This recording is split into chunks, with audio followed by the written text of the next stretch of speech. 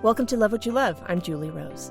I'm insatiably curious about people in the world around us and absolutely in love with passion and unselfconscious enthusiasm. Every other week, I geek out with someone about the thing that they love, and then I share it with you. Welcome back, or welcome. I've always loved history, fashion history. My third novel, Dido's Crown, is set in Tunisia in 1935, and some of the most fun I had doing the research for that book was scouring the internet for images of fashion during the 30s, and then making playlists of the music of that decade to accompany my writing. So you can probably imagine how excited I was to talk with this week's guest. Dandy Wellington is a band leader, entertainer, event producer, and creative consultant, born and raised in Harlem, New York. He's well known for his impeccable vintage style and his jazz stylings as the leader of Dandy Wellington and his band. Also, he is a delight. In this conversation, we talk about understanding the past and confronting history, Fred Astaire, the magical nerdery of vintage, making a difference from the bandstand, vintage style, not vintage values, and so much more. So find out why Dandy loves vintage style and why you might learn to love it too.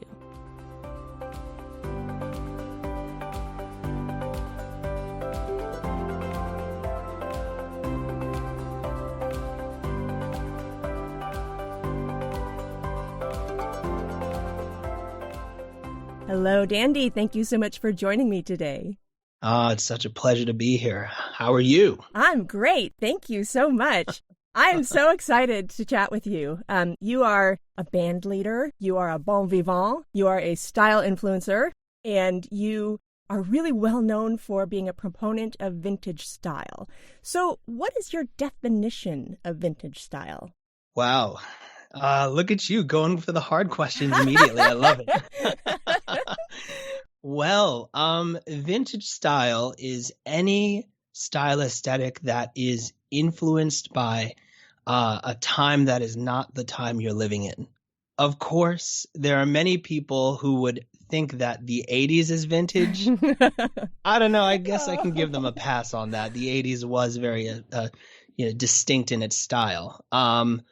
But my sort of focus when I think about vintage style is pre-1960s for the most part. But, you can dabble in the 70s. Certainly there's some 60s there, but specifically any style that is not the time you're living in. So you seem to focus on 2030s, 40s kind of style. Mm-hmm. What's that inspiration like?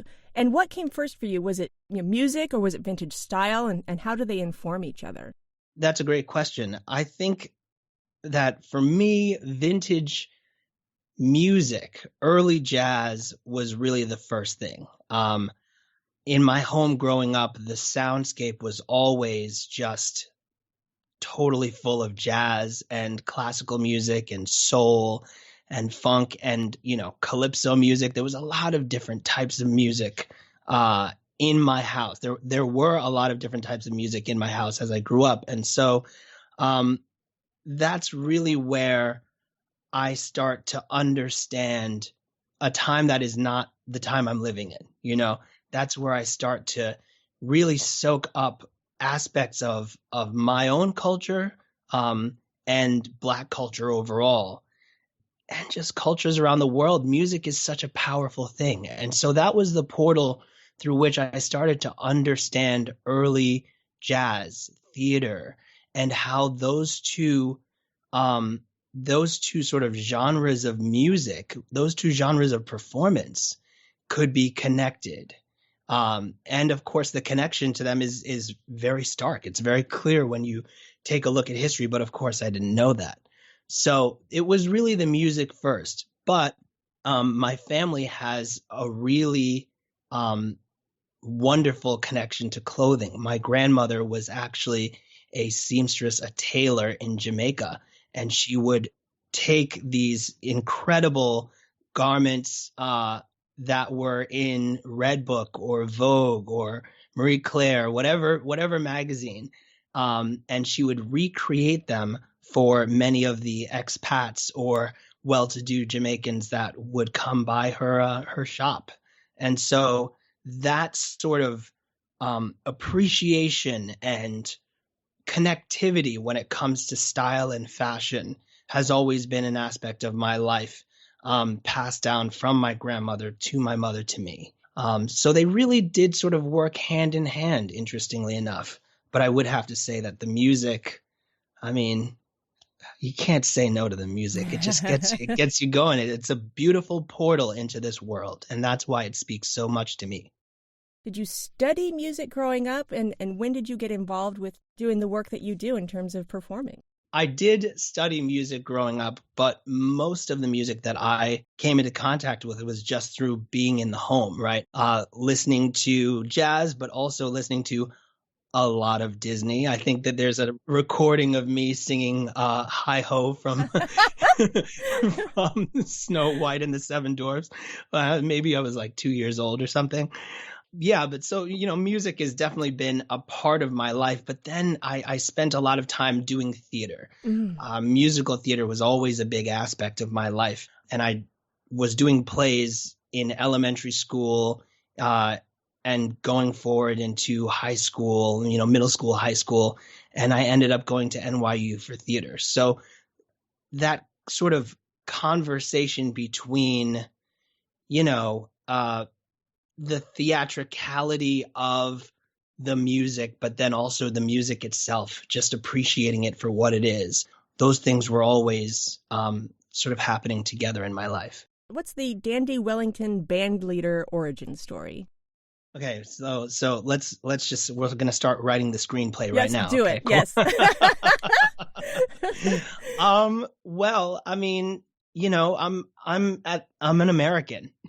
And every American kid wants to be in a band. Yeah. I mean, I think that there's probably nothing more quintessentially American than wanting to be in a band. There's such a history of that in our media. And growing up as a kid in the late 80s, early 90s, that was just something that always got me interested. Plus, growing up with jazz and then also watching people like Fred Astaire and Gene Kelly and listening to Nat King Cole and seeing Louis Armstrong recordings, like just such an incredible experience. And so how could you not want to be a part of that? And so I was lucky enough to be sort of brought into this scene, this scene that I'm sure we're going to talk quite a bit about, the vintage scene, which here in New York is really, really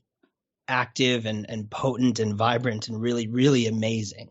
My good friend Jin Minsky, who I went to NYU with, happened to be a part of this scene. She knew some people who were a part of it. They sort of brought her into this world where everyone dresses in vintage and they go out and they celebrate aspects of the past and sort of immerse themselves in this culture of history, understanding it, enjoying a lot of it, but not all of it.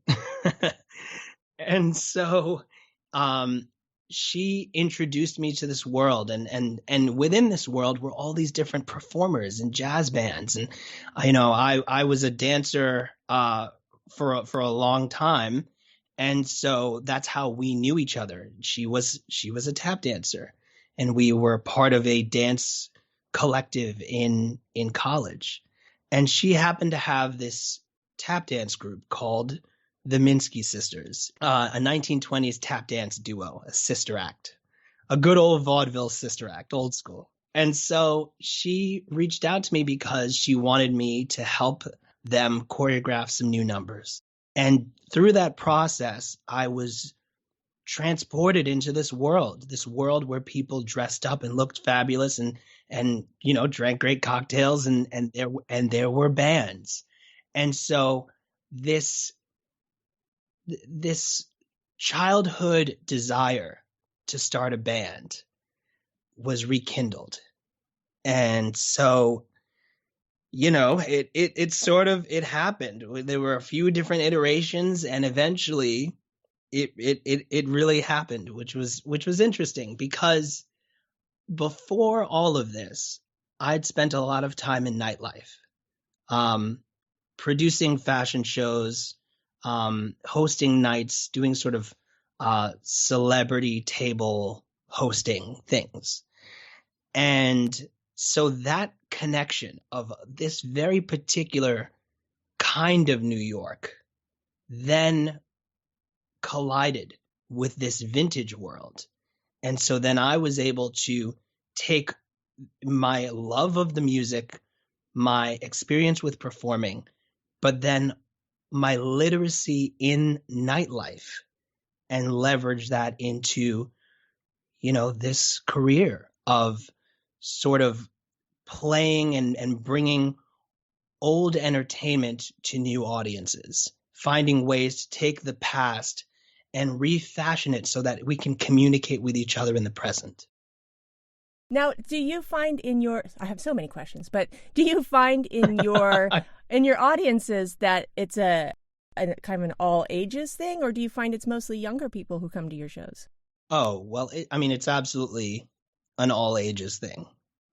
It's incredible. It's incredible to have people that have just gotten out of college, even in some situations, people that are just going into college, all the way to folks in their 60s and 70s who can connect with this music, whether it be because, they remember it when it was happening, or there is some aspect of the music that they have found a connection to. I remember this really interesting experience where I was performing at a venue and I started singing this song called Give Me the Simple Life.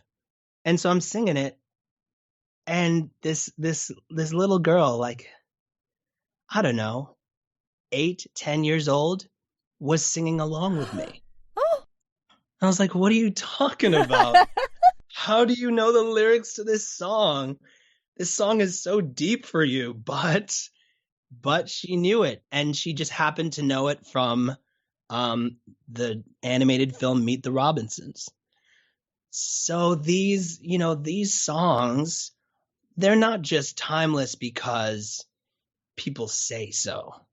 They're timeless because they can be applicable to almost any situation, almost any type of storytelling.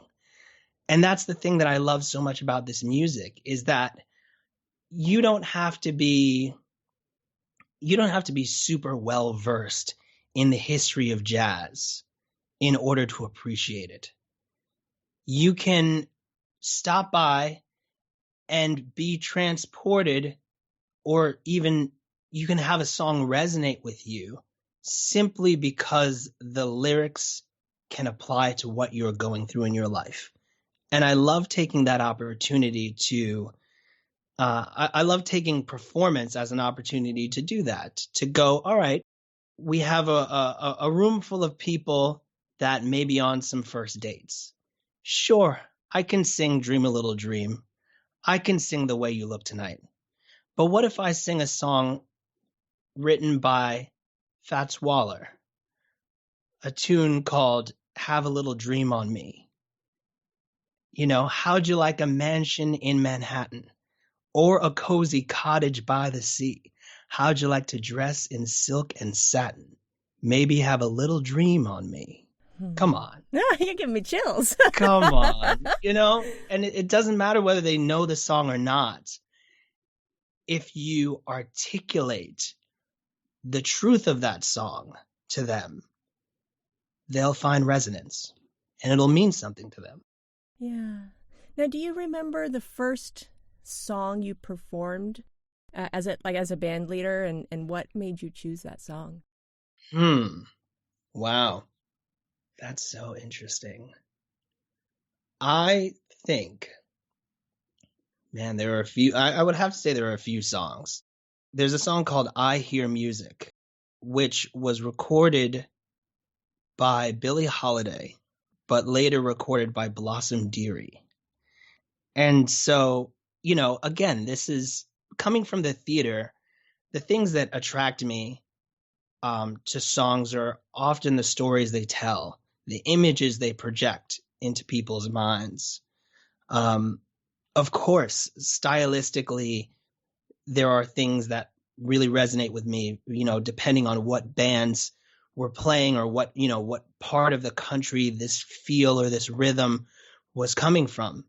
But the songs that tell stories really get me. And so this particular song, I hear music, mighty fine music. The murmur of the morning breeze up there, the rattle of the milkman on the stair. Sure, that's music. Mighty fine music. The singing of the sparrow in the sky. Perking of the coffee right nearby. Ooh, all these little ideas that get you going. So specifically jazz music, because of that, the history of those writers from Tin Pan Alley and the connection to the theater, the American theater. And it's both pop and narrative quality. There's a great deal of storytelling that happens in these lyrics, and it can really draw you in. Not necessarily when you're performing, but just, in your daily life when you're going out and about. Do you ever match your clothes to a specific song? Or do you have outfits that were inspired by a song? I wouldn't necessarily say that. I think the interesting thing is that I dress this way every day. Mm-hmm. So for those who, during the pandemic have just been throwing on sweatpants, that's how I approach vintage clothing. You know what I mean? It is just the way I people, but the just with a little bit more sort of focus on color and pattern and texture and weight and seasons and all these things, all those different elements of how you sort of parse out how you put outfits together. But I wouldn't necessarily say that when approaching performance, I think to myself, okay, these particular songs go with this outfit. However, if, I just released a tune that I recorded called Christmas Night in Harlem. And of course, I wore some tartan. I wore some Christmas plaid, because it just felt like the right thing to do. It matched the season that I'm trying to evoke. Apart from the lyrics, people should feel like they're transported to that moment. And the interesting thing that I feel is really important when that transportation happens is it's not any particular time. It's just not right now. I'm not saying, hey, we are, Baltimore in 1932, the West Side. No. It's just not here. It's someplace else. There may be trouble around the corner. The world may not be quite right for you, depending on who you are, but it's just not right now. Who are your fashion icons and who are your music icons? Oh, you got the hard question. I love it. No, it's difficult. There are just so many. It's interesting because they continue to change or even just be updated. The more I learn about the history of jazz or start to dig into one particular corner of theater or film history. But one of my biggest influences has always been Fred Astaire. There's an effortlessness to his style. It's both highly curated, but at the same time, just comfortable.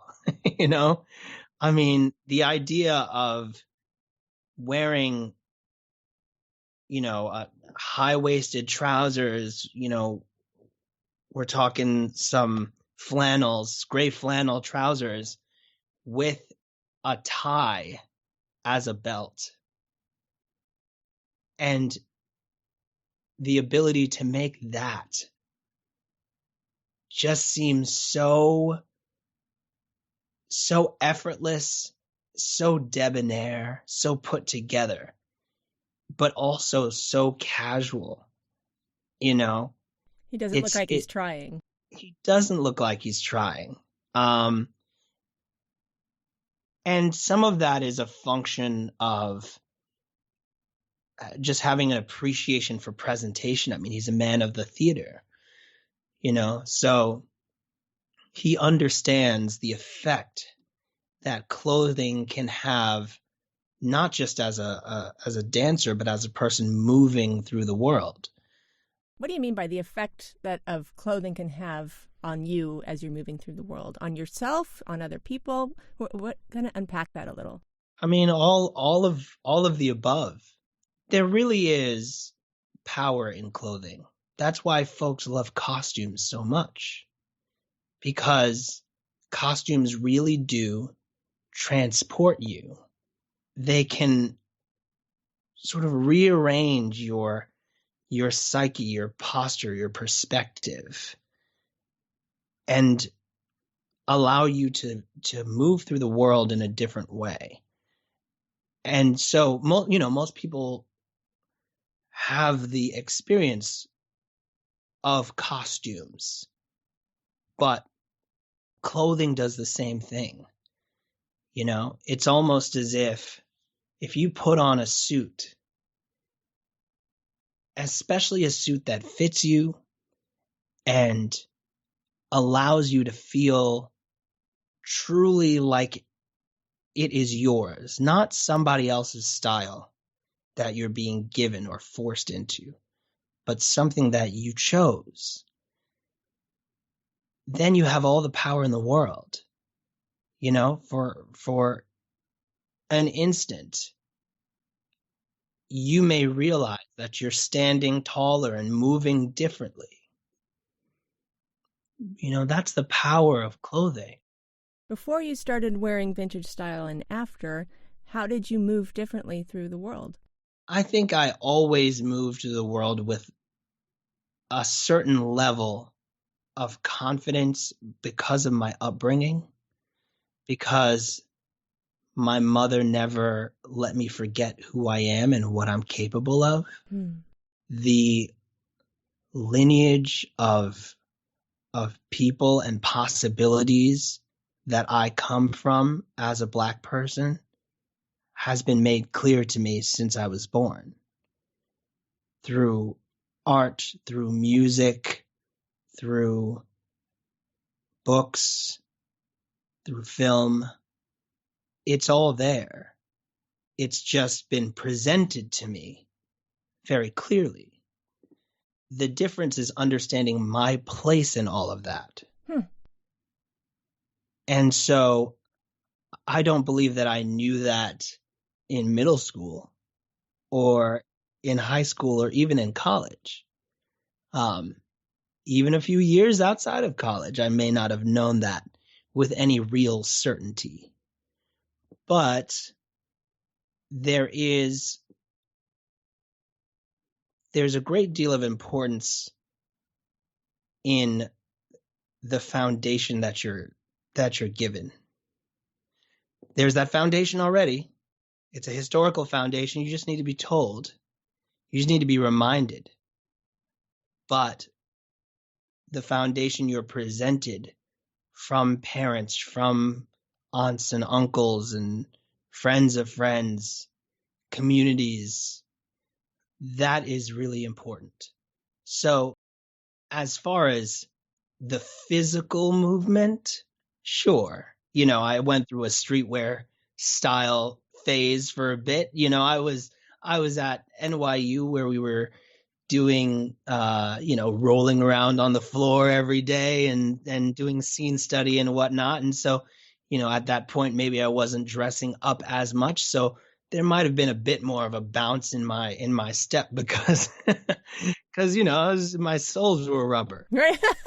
But the essence of it, aspects of that essence were always there.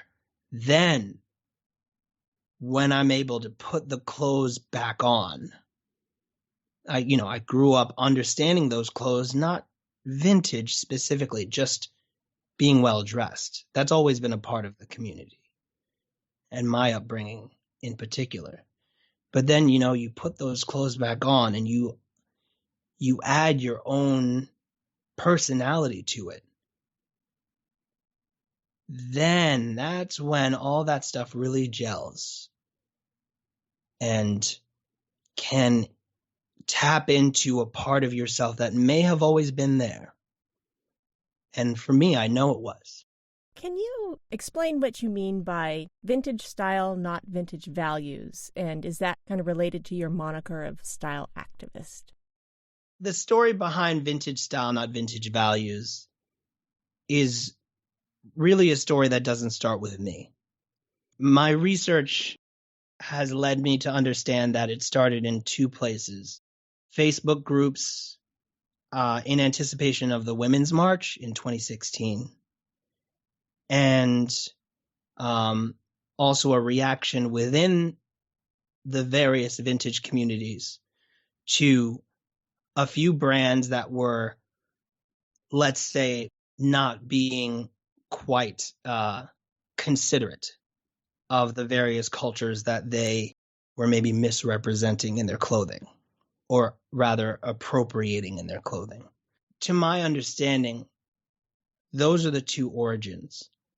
At its core, to me, what vintage style, not vintage values really means is that though my clothes and my style may be old-timey, my perspective on social issues are not.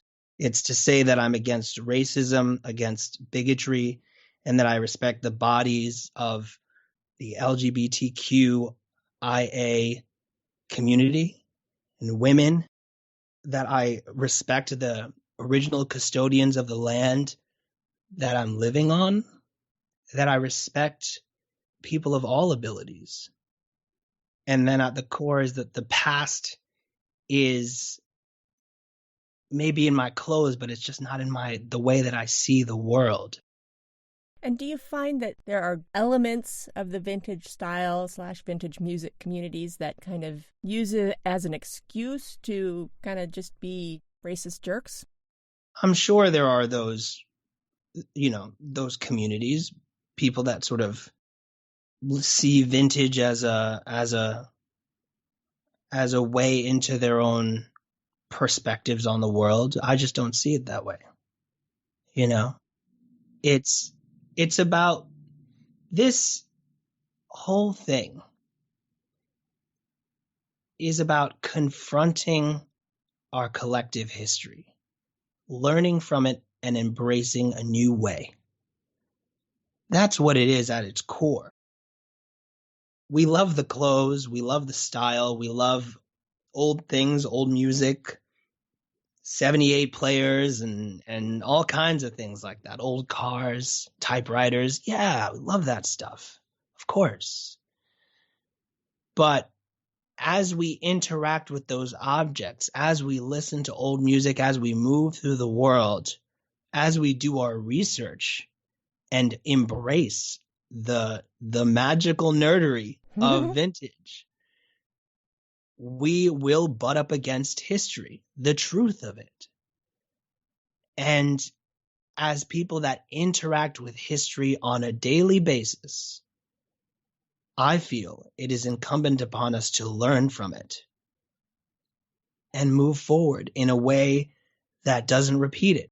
And do you find that taking on this credo, have you changed the way you do things or look at things based on the research that you've done? Oh, absolutely. As a Black American, the history of this country and my people in this world is always present. I mean, no matter how I dress, I still am aware of my physicality in a store or, moving through various spaces. Even when I, am there at the invitation of, or I am the person doing the inviting, even if it's essentially my space in a way. Yeah. I'm still aware of that.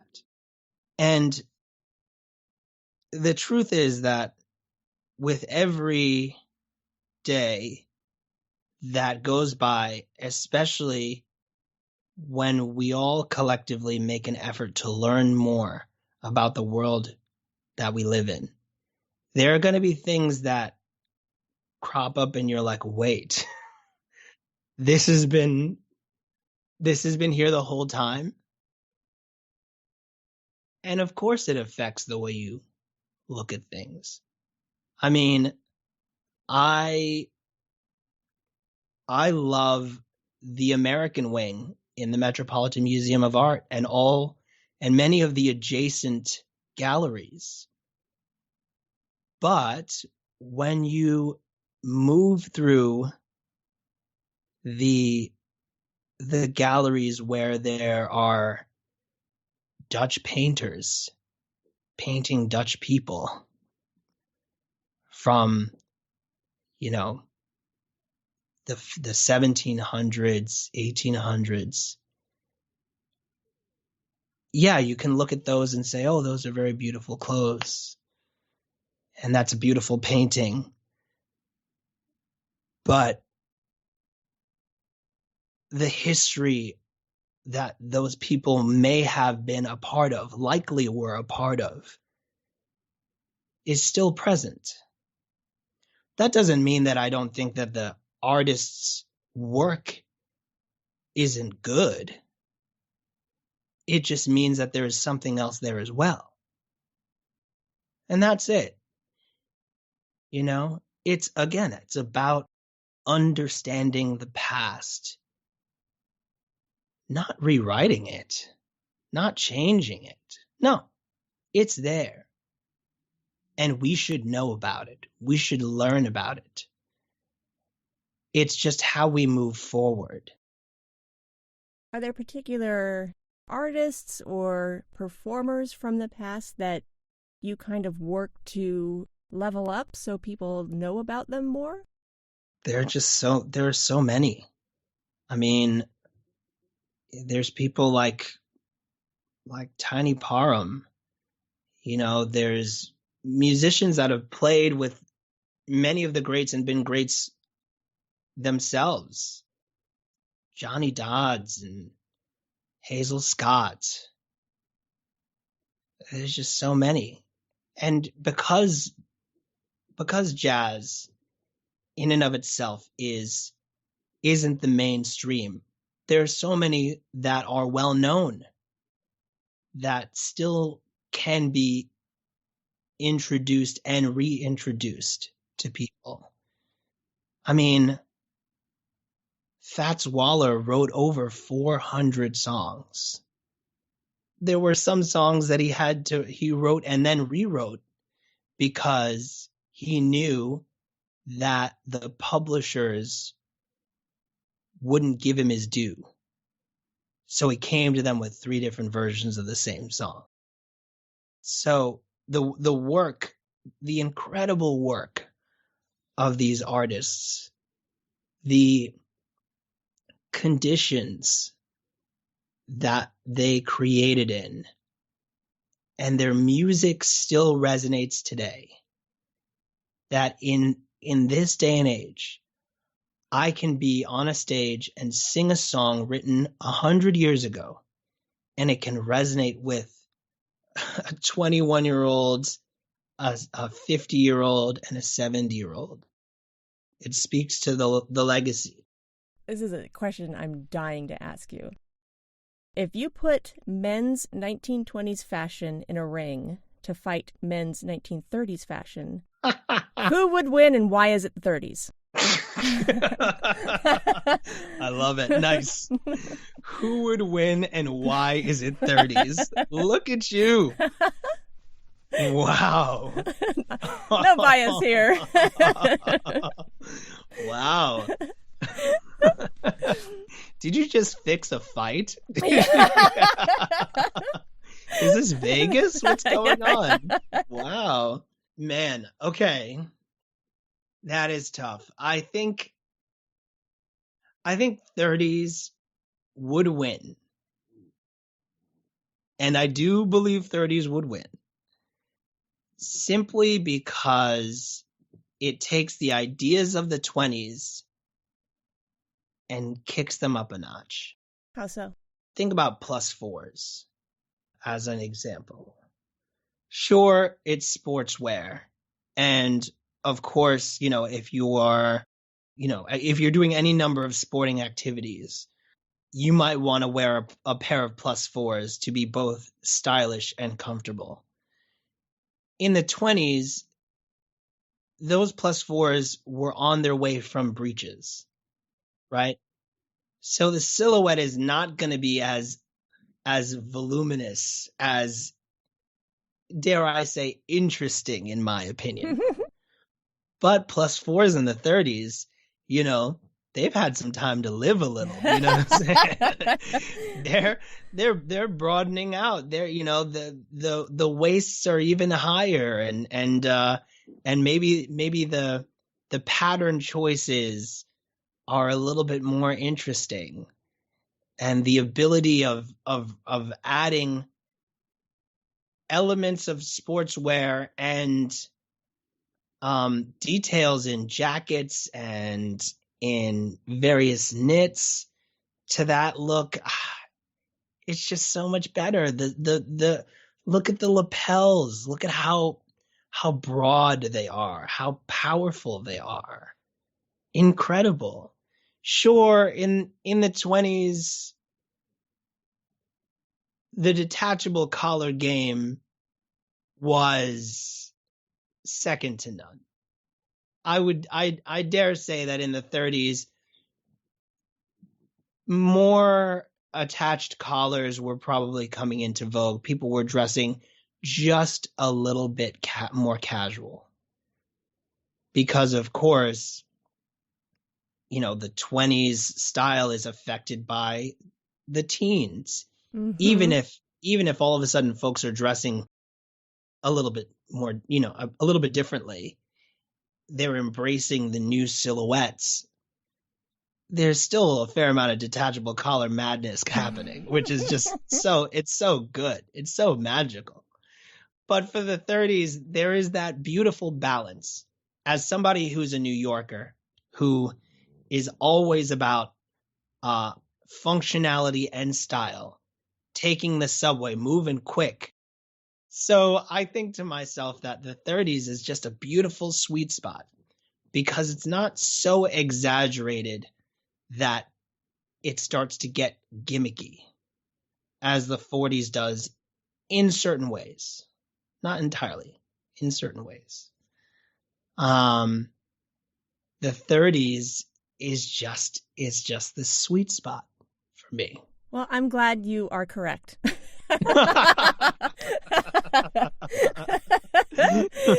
You answered correctly. Yes. Very good.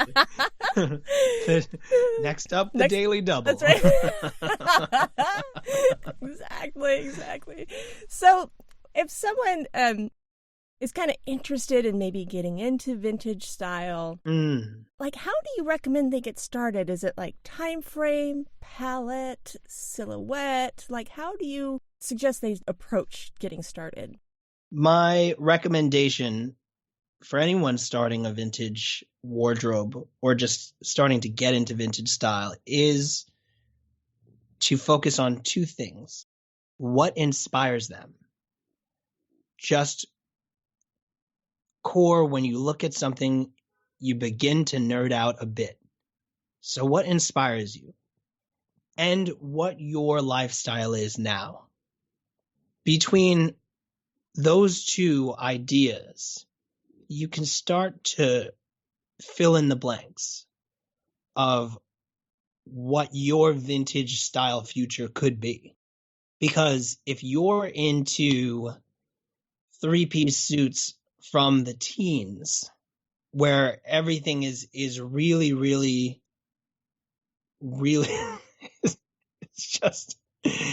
It's just so, as it were, as we say in Jamaica. It's just so.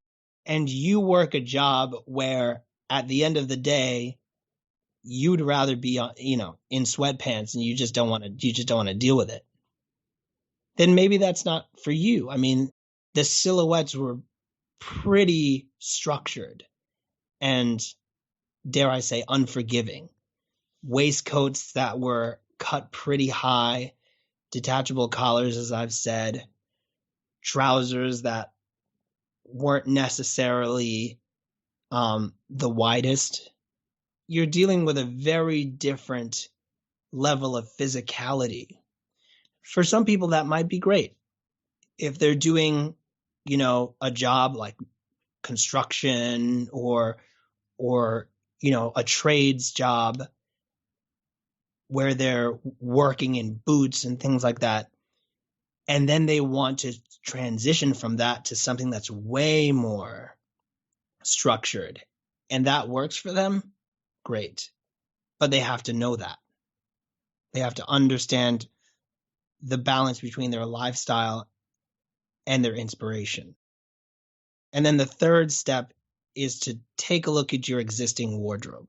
It's going to be difficult for you to always find vintage at this point. It just is. Just the way, how many years away from that are we? How many outfits did people really have back then? People really wore their clothes. They repaired their clothes. Stuff is left, but it depends on what era we're talking about. So taking into consideration your existing wardrobe will give you a portal into how to execute some of these styles based on what you already have. Personally, my vintage style is just that. It's vintage style. There's a lot of real vintage in there, but there's also a lot of modern clothes. There's a lot of slow fashion. What do you mean by slow fashion? When I say slow fashion, I mean the opposite of H&M or Fashion Nova or a big box. Brands that have an ethos, have a, dare I say, a soul, and create smaller units of fewer designs. Mm-hmm.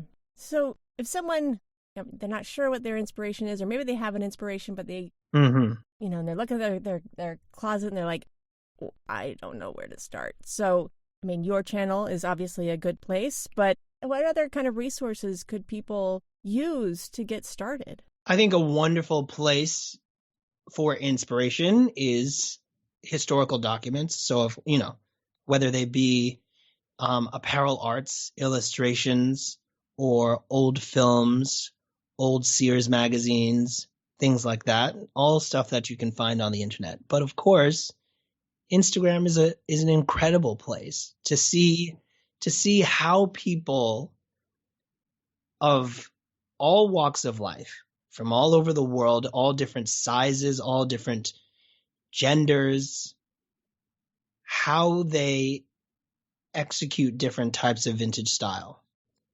It's difficult to look at some of your heroes and look at some of the greats from the past and try to translate what they did to now. It's very difficult.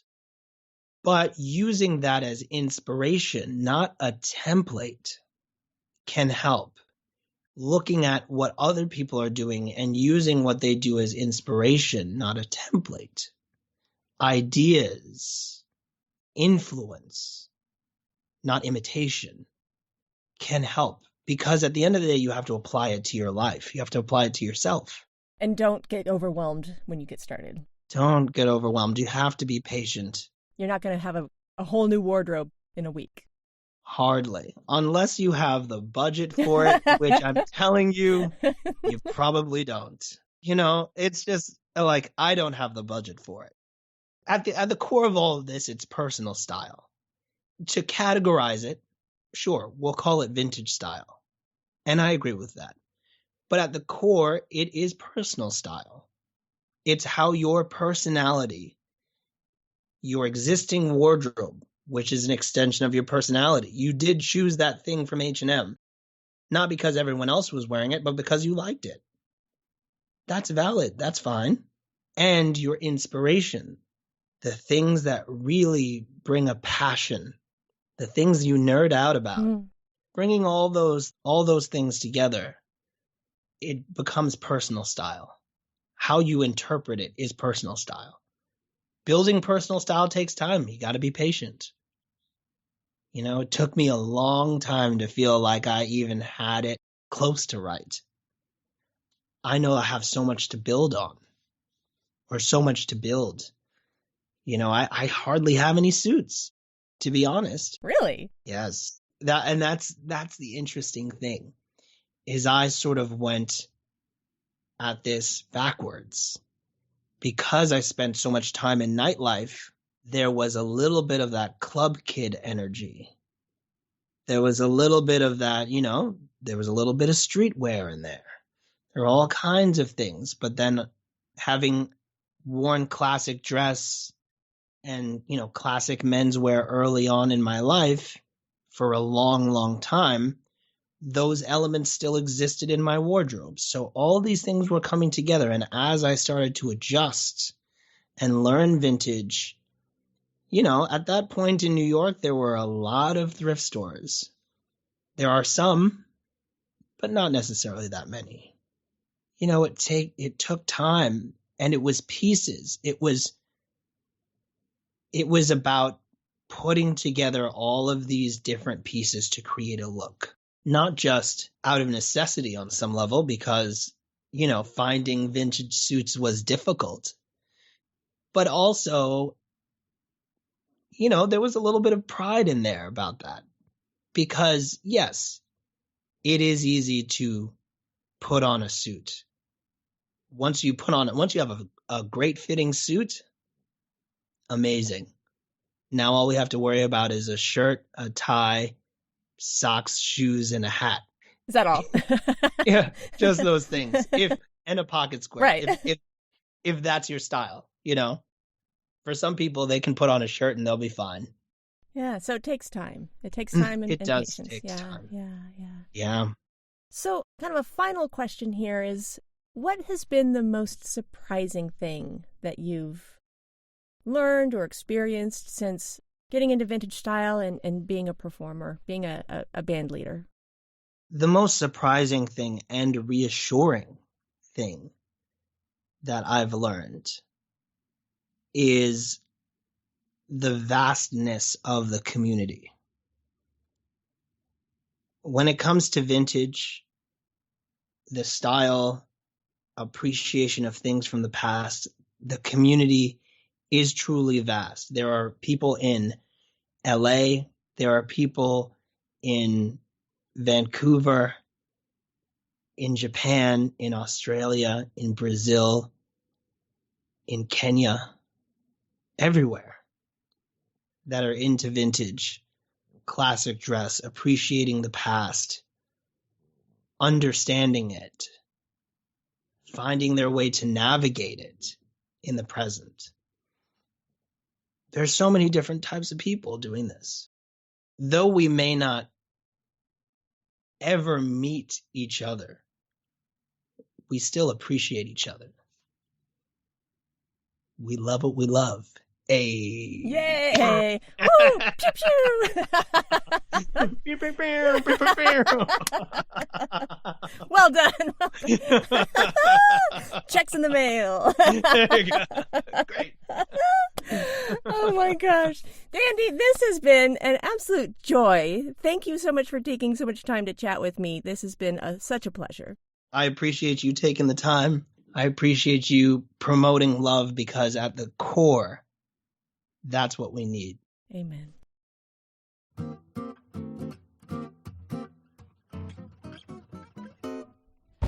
Honeydew, you're my little honeydew, sweeter than a bubble chew.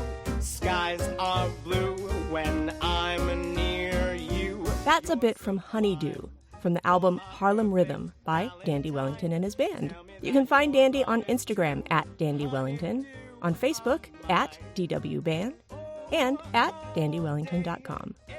I'll include those links in the show notes, along with links to Dandy's favorite nonprofits, as well as my own. Big thanks to Dandy for the conversation and allowing me to include this song in the show. Just a reminder that you can find this podcast on Instagram at Love What You Love Pod, on Twitter at What You Love Pod, and the website is lovewhatyoulovepod.com. All of the transcripts for Love What You Love are available for everyone on the website, thanks to Emily White, transcription magician and proprietress of the Wordary. If you need transcripts, reach out to her at emilywhite@thewordary.com. The music for Love What You Love is called Inspiring Hope by Pink Sounds. A link to that artist is included in the show notes. As always, thank you so much for listening. Let's hang out again soon. There's some good in this world, Mr. Fertile. And it's worth fighting